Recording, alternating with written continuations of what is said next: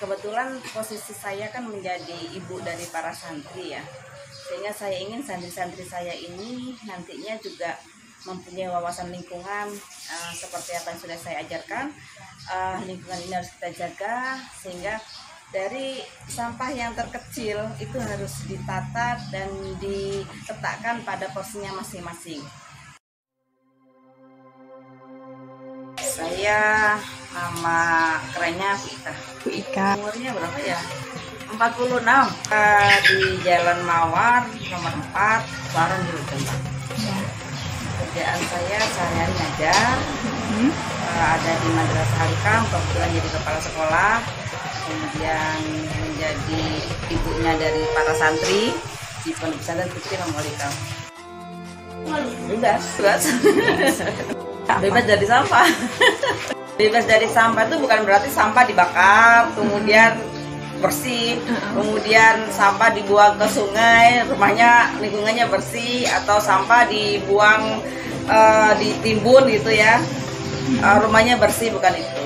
Jadi ketika sampah itu bagaimana kita cerdas mengolah sampah yang ada di sekitar kita, untuk kita jadikan sebuah karya, sehingga sampah-sampah plastik itu tetap bisa kita nikmati dan bermanfaat untuk kita. Jadi tidak lagi melukai bumi. Seperti contoh sampah plastik, kita kan tidak mungkin terlepas dari sampah plastik tuh ya, karena zaman sudah modern, praktis, yang paling mudah itu ya plastik ya, tahan lama, murah. Semua makanan ringan selalu dibungkus dengan plastik, sehingga permasalahan itu yang tadinya menjadi problem, tapi kita pecahkan di sini menjadi sebuah karya ekobrik anak-anak ini, sehingga apa yang sudah saya tanamkan ke anak-anak, mudah-mudahan sampai anak-anak keluar dari pesantren ini tetap bisa menjaga lingkungannya.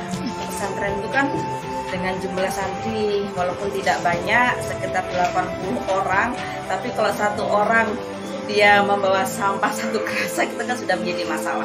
Apalagi di pesantren itu kan rata-rata anak-anak nyuci sendiri, sehingga problem tidak hanya sampah makanan, tetapi juga sampah bungkus sabun, baik sabun mandi, sabun cuci, itu juga menjadi problem. Tapi di sini tidak menjadi problem karena anak-anak setiap minggunya itu ada seperti roan lah, kalau bahasa pesantren itu roan. Roan itu bersih-bersih lingkungan. Jadi ada anak yang memang dia khusus bertugas mencuci bungkus-bungkus yang memang tidak bersih. Contoh refill itu ya, refill bungkus sabun, sampo dan sebagainya. Itu sebelum hari Ahad anak-anak sudah mengumpulkan di salah satu tempat. Setiap hari Ahad itu ada yang piket nyuci, sehingga sampah itu ketika bersih langsung dibuat sama anak-anak ekobrik. Nah, ini salah satu cara saya untuk tetap menjaga pesantren ini bersih dan nyaman untuk anak-anak belajar. Itu terkait dengan sampah plastik. Kalau terkait dengan sampah organik, kebetulan di lingkungan kita ini kan banyak pohon, sehingga daun yang jatuh itu kan banyak orang menganggap itu adalah masalah, sehingga lingkungannya kotor lah apalah, sehingga biasanya dikumpulin dibakar. Di sini tidak ada itu. Jadi kami sudah pilih ada kompos ya, yang memang 3 bulan sekali kita panen. Kebetulan minggu kemarin kita habis panen selama 4 bulan kayaknya sebelum anak ibu, dan sudah 2 tempat itu sudah jadi semuanya.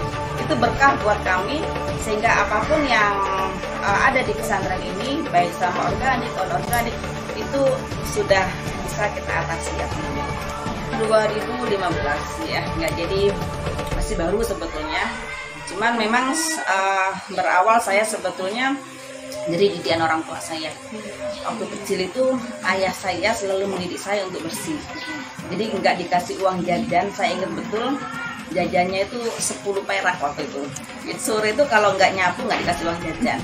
Kalau tidak meletakkan sesuatu pada tempatnya, hukumannya nggak dikasih uang jajan. Ternyata kebawa sampai hari ini, sehingga alhamdulillah 2015 saya sudah mulai semangat untuk melestarikan lingkungan, sehingga baik madrasah saya, Madrasah Al-Hikam itu juga di Wiata Provinsi, alhamdulillah. Kemudian kemarin pesantrennya juga ikut pesantren ke Jawa Timur. Itu bukan sesuatu yang mudah, Mbak. Karena apa ya? Open, ajek, terus istiqomah, kemudian setiap hari itu harus ngontrol, itu memang sesuatu kebiasaan yang jenuh sebetulnya. Cuman ketika apa yang kita perbuat ini membuahkan hasil, itu adalah sesuatu kebanggaan atau alhamdulillah lah, apa yang tadinya sepertinya tidak bisa ternyata bisa. Itu berawal dari situ, sehingga semuanya di pesantren ini kalau kita bilang tidak ada sampah sama sekali mustahil lah ya, tapi sudah sangat minim. Sampai saya mulai 2020 itu sudah mencanangkan tidak ada santri menggunakan pembalut sekali pakai, karena masalah plastik sudah selesai, ya kan? Masalah organik sudah selesai, sampai makanan anak-anak yang tidak habis sudah selesai dimakan ayam-ayam saya tuh.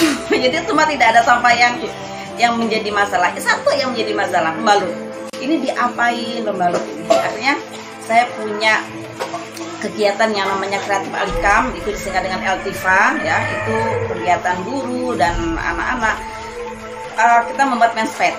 Jadi menspad itu kita produksi sendiri dan dibuat oleh anak-anak, sehingga praktis sampah terkait dengan pembalut itu sudah tidak ada, sudah selesai, alhamdulillah. Awal memang berat lah. Awal itu karena habit anak-anak di rumah kan tidak sama nih. Ada yang orang tuanya sadar lingkungan, ada yang orang tuanya semuanya pembantu begitu kan, anak mama lah. Ada yang orang tuanya tidak seberapa open lah begitu, atau tidak seberapa senang dengan pelestarian lingkungan. Sehingga ketika yang nyantren di sini dengan tata cara dan kemudian aturan yang begitu ketat, biasanya ya agak awal-awal sih agak berat ya bagi anak-anak, apalagi membuat ekobrik. Dia harus menyimpan sampahnya, setelah dia jajan dia harus simpan, setelah dia buat atau sampah itu, sampah bungkusnya Rinso atau apa merek apa itu kan bermasalah, itu anak-anak harus nyimpen, semuanya harus diselesaikan dengan kesadaran sendiri. Itu yang kemudian lama-lama ya alhamdulillah menjadi sebuah kebiasaan. Tapi datang lagi santri baru, kan setiap tahun ada yang keluar ada yang masuk, ya mulai lagi itu lagi. Cuman alhamdulillah kakak-kakaknya kan sudah terbiasa, ya artinya sudah habit itu sudah ada di pondok. Jadi saya tidak seberapa berat, sudah tinggal kakak-kakaknya itu yang membimbing. Sampai saya ajarkan anak-anak itu bagaimana kamu harus mencatat ekobrik ini dengan sebaik-baiknya. Dari tahun 2000 kita tahun berapa ya itu semua tercatat Mbak, sekian botol, katakan berapa ribu botol yang sudah kita simpan, kemudian berapa ratus kilogram sampah yang sudah kita ikat, itu anak-anak ada detailnya. Dan setiap minggu kan anak-anak harus store ini, jadi setiap ahad itu anak-anak store dua anak satu ekobrik. Karena kan sampah itu juga banyak Mbak, kalau satu botol kayaknya kecil ya, tapi kan kayak pucuk aja 130 sekian ya, artinya lah banyak lah itu. Akhirnya kita buat satu botol dua anak, sehingga anak-anak otomatis kan sudah menyimpan sampahnya, itu ya yang kemudian sudah berjalan di sini. Tapi ya ada anak yang kelihatan nanti anak yang malas, yang memang itu ya banyak dia nunggak utang itu istilahnya utang. Minggu ini dia nggak setor, berarti kan terhutang satu minggu depan, sampai sebulan berarti kan 4. Akhirnya saya buat peraturan kalau memang dia tidak setor satu minggu, dia kena tambahan lagi satu, berkelipatan. Kalau dia punya hutang 2 berarti dia tambah 2, kalau dia punya hutang 3 tambah 3. Akhirnya kan mikir, wah ini pekerjaan sulit ini. Alhamdulillah akhirnya anak-anak sudah terbiasa. Itu cara saya untuk membiasakan anak-anak terkait ini. Sebetulnya motivasi itu kan sudah banyak dituliskan dalam Al-Quran, dalam hadis ya. Bagaimana manusia itu menjadi khalifah di bumi, dia harus melestarikan Allah yang sudah berikan. Kalau dalam Al-Quran kan walaupun sudul ardu ba'da islahiha, jangan kamu rusak tuh manusia, jangan kamu rusak tuh bumi yang sudah saya perbaikin gitu kan. Cuman memang kesadaran itu sangat sedikit. karena itu saya punya keinginan santri ini harus menjadi pelopor dalam melestarikan lingkungan. Karena santri ini dia datang dari berbagai daerah. Jika dia di pondoknya Al-Quran hadis diajarkan, kemudian diterapkan dalam kehidupan sehari-hari, bikin lingkungan juga diberikan, sehingga ketika dia pulang dia pasti menjadi pelopor kan untuk keluarganya lah minimal. Kalau udah keluarganya untuk tetangganya. Karena itu Mbak, anak-anak ketika pulang itu selalu saya kasih tugas ekobrik. Jadi Mbak datang ke sini, kamu berapa bulan di rumah, katakan di sebulan, berarti kamu harus bawa 4 botol. Saya ingin pembiasaan itu juga tidak hanya di pesantren saja, tapi juga di rumahnya. Kan nggak jarang tuh yang bisa bikin ekobrik. Ini kalau di rumahnya diajarin adik-adiknya, kemudian kakaknya, ibunya, ayahnya, itu semuanya biasanya difotoin tuh, Bu, saya lagi bikin. Itu kan sudah mensiarkan. Jadi ketika anak-anak balik ke sini, mudah-mudahan habit itu sudah terbiasa di rumahnya. Sampai kadang ketika orang tuanya nengokin anaknya, yang dibawa juga tidak hanya makanan saja, tapi bungkus sampah yang di rumah dibawa juga ke sini.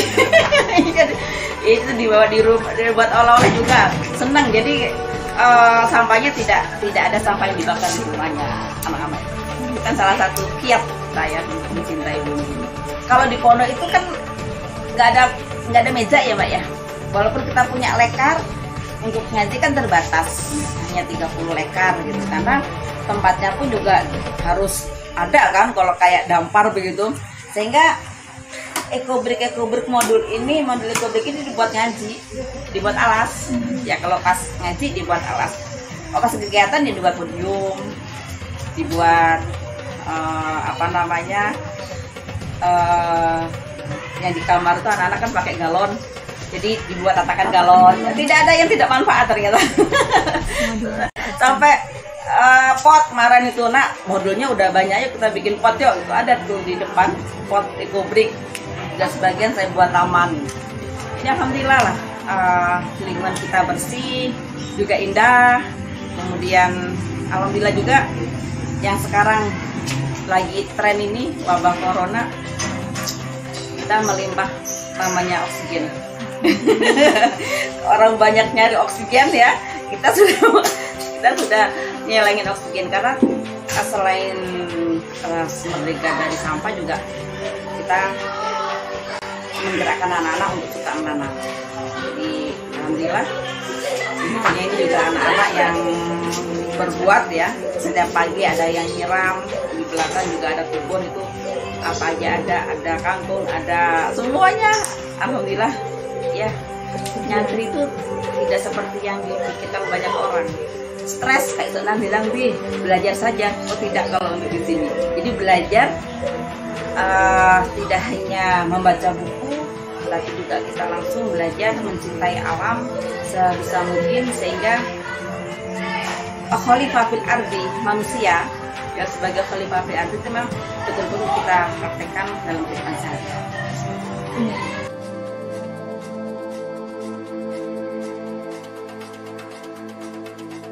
Kalau sudah full, misalnya dirongsokin, terus nanti uangnya masuk di kasnya ekobrik, jadi dapat dilem. Oh, nanti diberikan